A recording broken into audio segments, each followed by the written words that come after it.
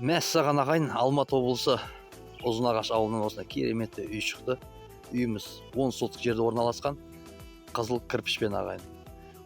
Ауласында навесті бар және моншасы болады.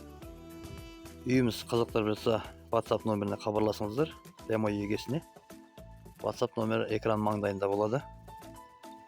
Біз сіздерді күтеміз. Жарнама бойынша жекеге жазамыз.